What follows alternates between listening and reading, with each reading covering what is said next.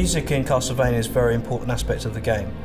In the old 8-bit days, the music was a key feature which everybody really loved.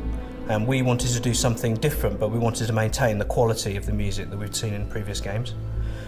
We decided to take the route of an orchestral arrangement, using orchestral music more akin to a Hollywood blockbuster than the previous music, the more sort of jazz-oriented or keyboard-oriented music.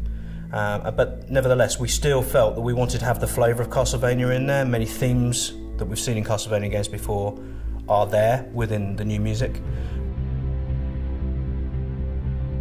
We deliberately chose to have very big orchestras, very big choirs, and this big sound. We wanted to have a big epic sound to convey the story of Gabriel and the story of Dracula.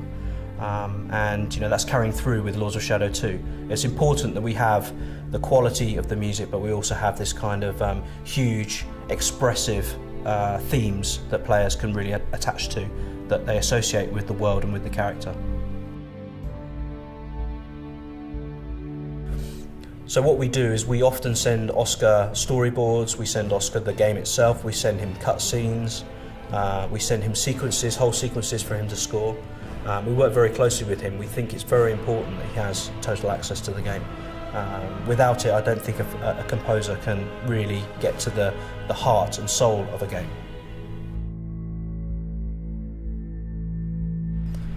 I originally heard about Oscar through Enric at Mercury Steam. He came recommended by Enric because he'd made games for Mercury Steam before, through Scrapland and Jericho.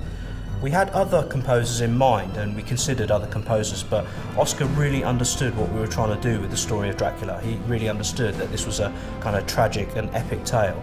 And his musical cues were very much based around that, and we felt the emotion of the story just from listening to his initial musical ideas. And at that point I decided that that Oscar's the man for the job. And I'm so glad I did, because Oscar is very collaborative. He has often really good ideas about how you can make a scene work even better, because music is the emotional core of some of the things that we see in Castlevania.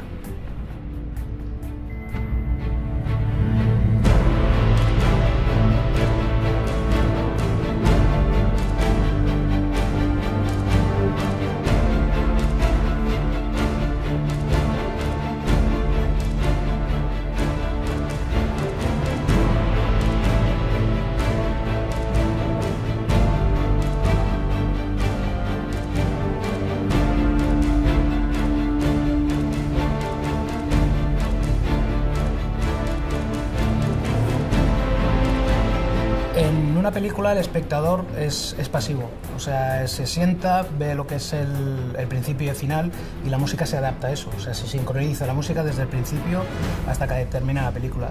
En un videojuego el protagonista o el jugador es activo, entonces no hay un juego igual, ni tampoco hay una jugabilidad en el mundo que nadie juegue de la misma forma desde que empieza, ¿no?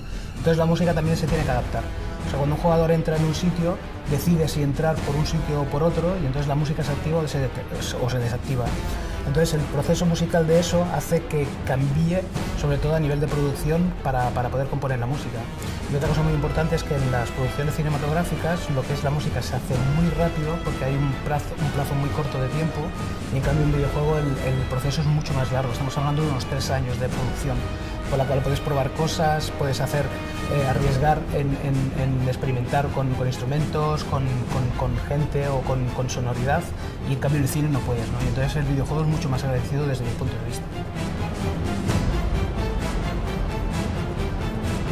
En el Castlevania se ha centrado la música siempre en Gabriel. Gabriel es un personaje muy poderoso que tiene una fuerza innata, o sea, pero no a nivel físico, sino a nivel de historia, que me permitía crear unas atmósferas y sobre todo unas melodías que se adaptaran a él, sobre todo para demostrar su vida trágica, que hacía todo por amor y por conseguir a Marie. Y eso daba mucho juego, porque generalmente los videojuegos se suele hacer de la manera de combate, la manera de atmósfera, de un poco de investigación o de descubrimiento de cosas, pero que tuviera una fuerza tan brutal en la música con un personaje creo que no se había hecho nunca. Y por eso yo creo que ha sido una de las fuertes de la banda sonora, y que gracias a ello también ha ganado muchos premios por eso, creo. Bueno, grabar en Abbey Road es lo mejor. O sea, no hay mejor orquesta en el mundo que, desde mi punto de vista, y creo que desde el punto de vista de muchos compositores, es el mejor estudio y la mejor orquesta. Ha grabado John Williams, Hans Zimmer, Star Wars, El Señor de los Anillos. O sea, grandes proyectos y grandes películas se han hecho aquí, ¿no?